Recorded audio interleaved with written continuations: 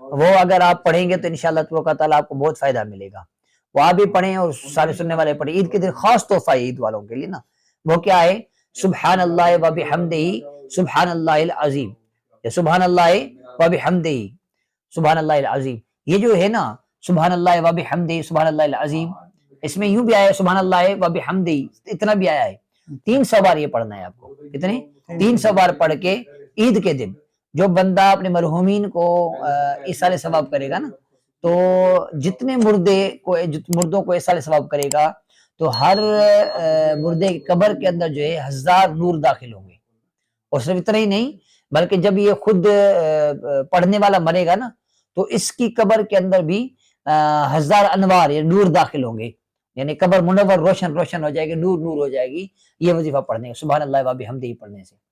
تو سبحان اللہ و بحمدہ جو ہے یہ 300 بار پڑھنی چاہیے اور ایصال ثواب کرنا چاہیے.